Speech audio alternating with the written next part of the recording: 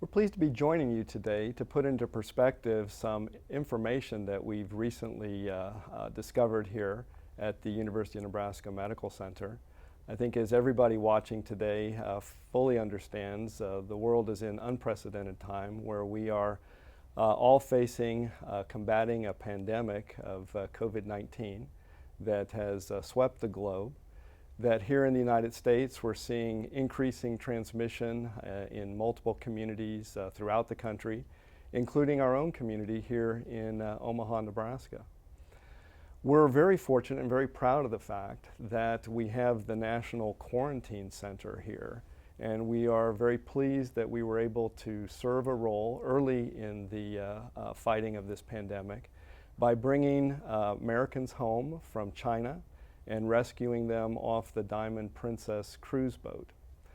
Some of those patients were cared for in our National Quarantine Center, and we utilized that opportunity to learn more about how this virus is potentially transmitted.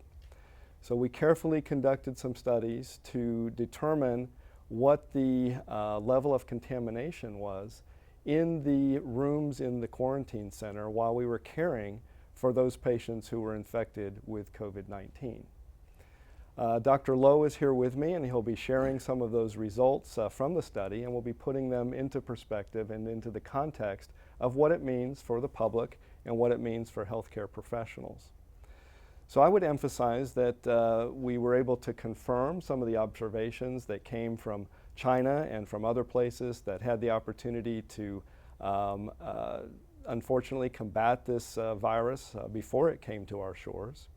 We found widespread contamination within the patient care environment, and we also did some air sampling that showed that we could recover at least evidence of the virus in some of those air samples. Now this confirms what has been seen in other parts of the world, that it's very important as we care for these patients that we disinfect the environment. We know that people can touch the environment, and then if they inoculate their face, that is one way in which this virus can be transmitted.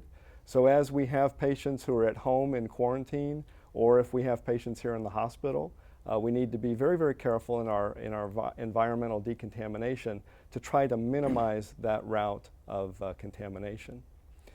We also feel like this virus is transmitted much like we see with influenza. So people cough, they sneeze, they talk, they generate particles that come from them that can be in the air, and that people, as they come into contact with that air, may be able to breathe in that virus or those particles, may come into contact with their eyes or their nose or their mouth, and they can get infected in that route as well. Also very much like influenza, we've seen in previous studies with flu that the virus can be recovered from the air, and we think that with COVID-19 it's very similar to that. It doesn't appear to spread like classic airborne spread viruses, and I think viewers would know these as maybe measles or chickenpox, where anybody within a whole auditorium, for instance, or in the near vicinity of that patient might come into contact with that virus and have it spread. We don't have evidence at this point that COVID-19 would spread in such a fashion, and so I think that we need to continue to emphasize the known mechanisms of transmission and the ways to combat that. So for the public, I think that this study and the results that we have coming out doesn't really change very much in the precautions that people should take.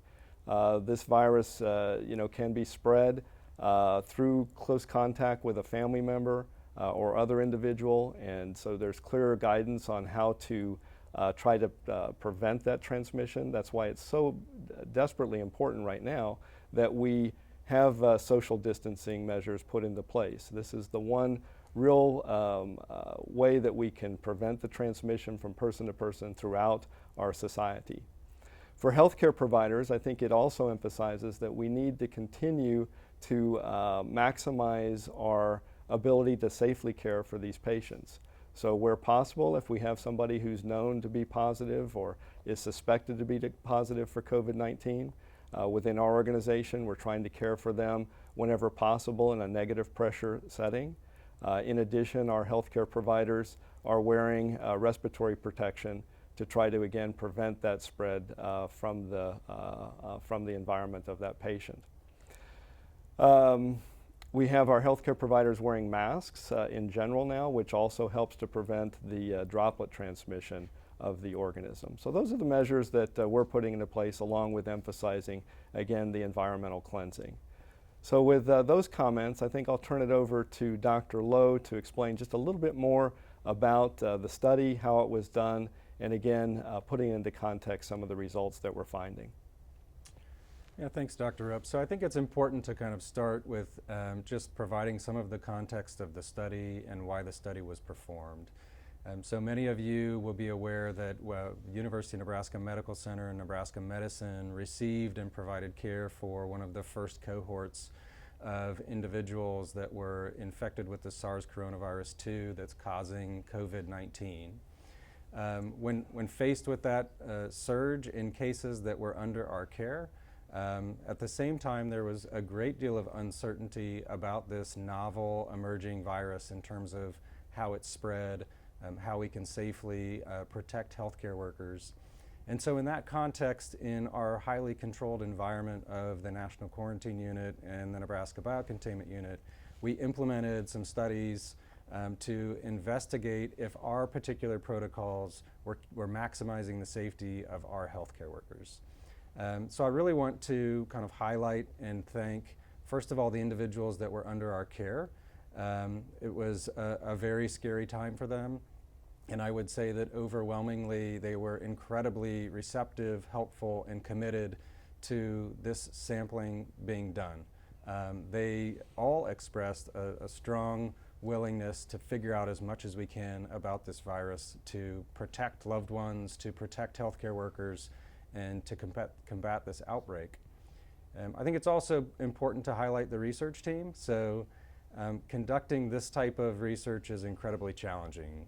When you're faced with a novel pathogen that not much is known about, and you're trying to conduct rapid research to elucidate new details to help us better understand and combat a pathogen, that takes a strong commitment and an agile research team. And so I think it's important to acknowledge Dr. Santarpia and his team and all of the other investigators on this project.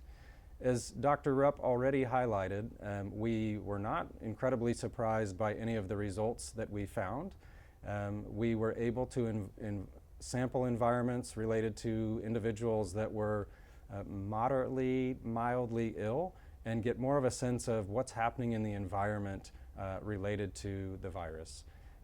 So as many have already noted and identified, we did confirm the presence of the virus throughout the environment on what we refer to in our community as high-touch surfaces or surfaces of interest in terms of toilets, cell phones, personal items, countertops, doorknobs, and things like that.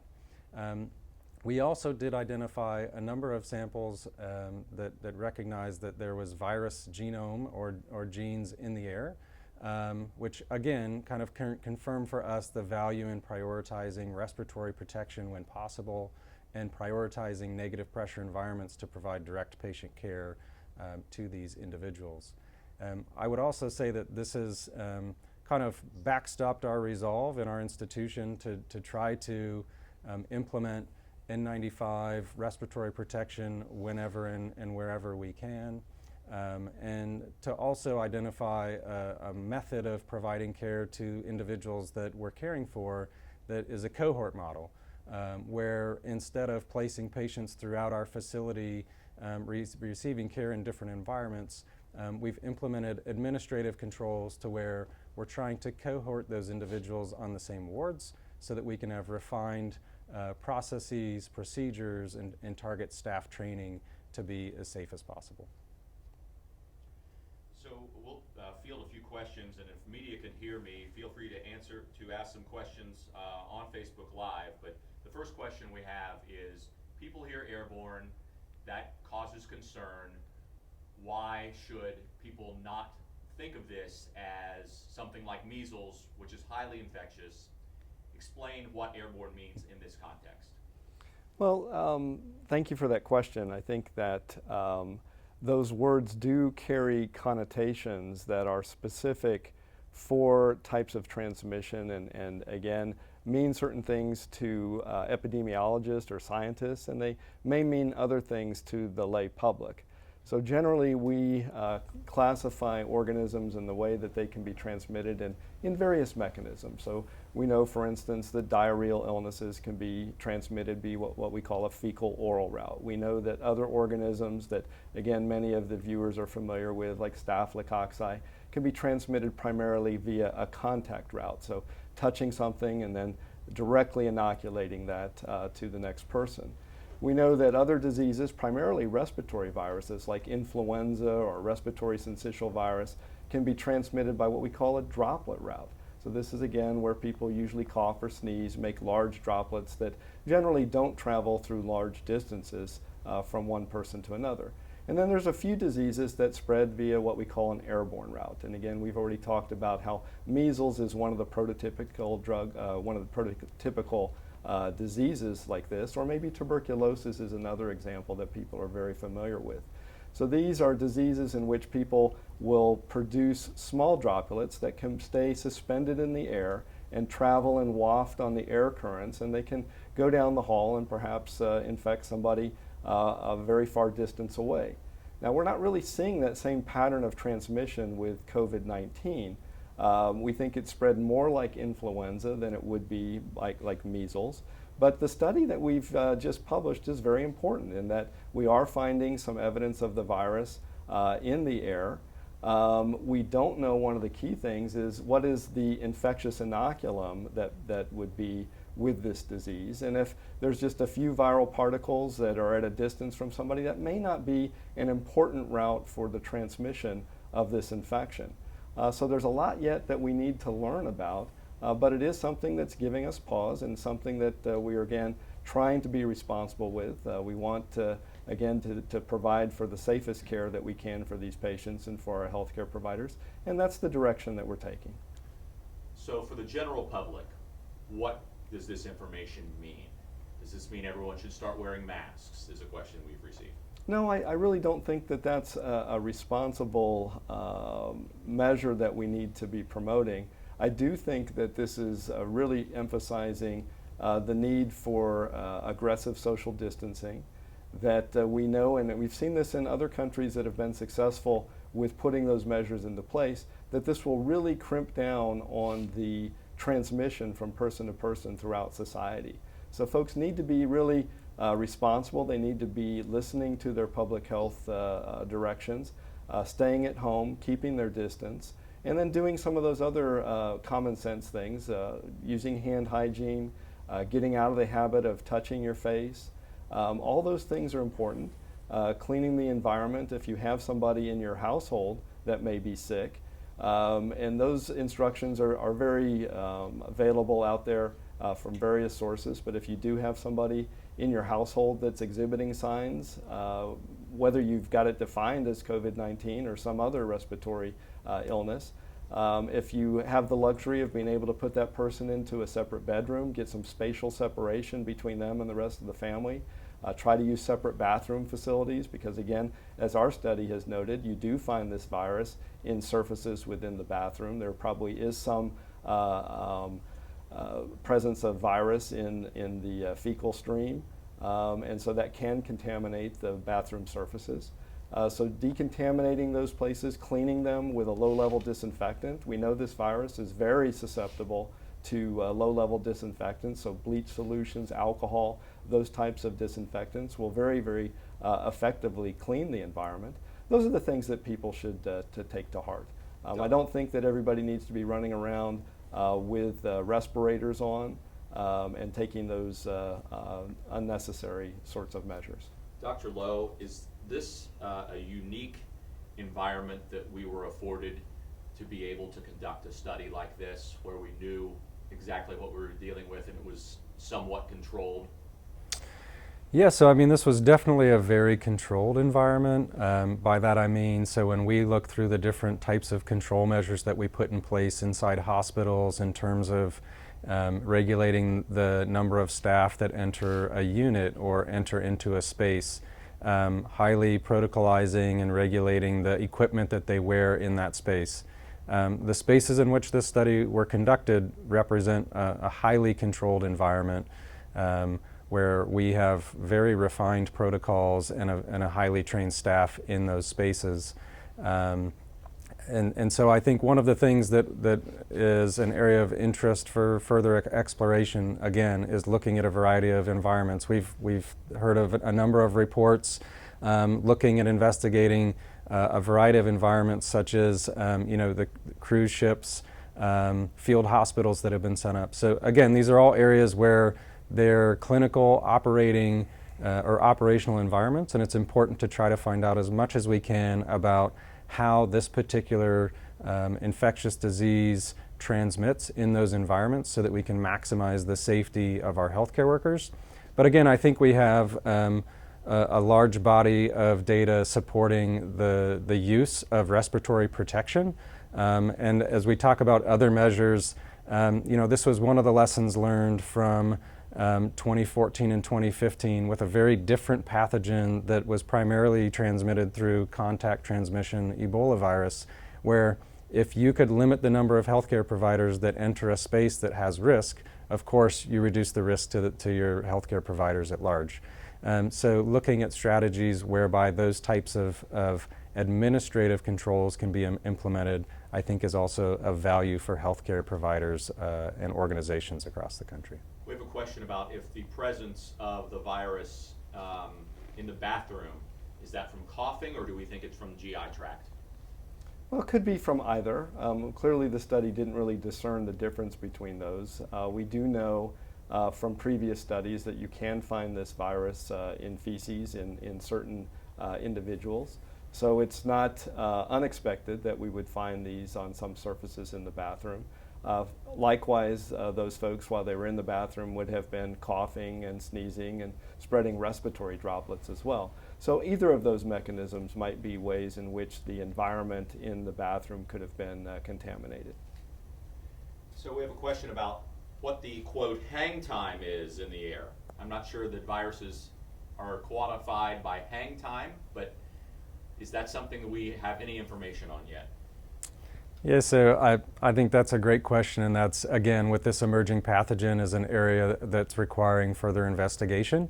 There have been a number of studies released in the last week that have been looking at that, but again, fairly small data sets and very preliminary work. So I think that's something that we're still working through. In the context of a hospital where we have negative pressure, isolation rooms, infection prevention and control professionals and nurses and physicians work through what is the time in which the air is cleared in that environment, and it informs kind of how they enter and exit and operate in that room. So these are all things that are part of standard practice, and of course we're paying a lot of attention to these days.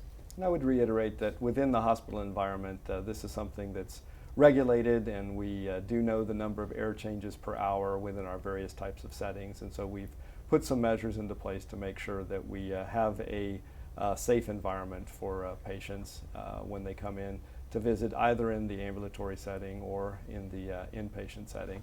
And as we get into the warmer months of the year, people at home may want to open up their windows and get fresh air into a setting. So that might be another measure that, again, just a common sense thing that people can do if they have somebody in their family who's exhibiting symptoms. It would be useful to have the air changed and not have a stagnant air within a room. So that might be something that some people could potentially do to decrease their risk. Not directly related to this study, but we have a question about how this virus affects a pregnant mother.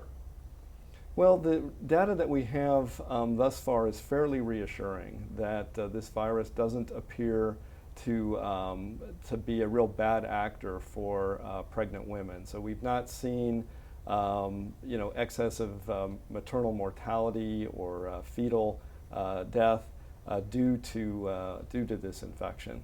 Having said that, clearly pregnant women want to avoid the risk of any type of infection and should be taking appropriate precautions.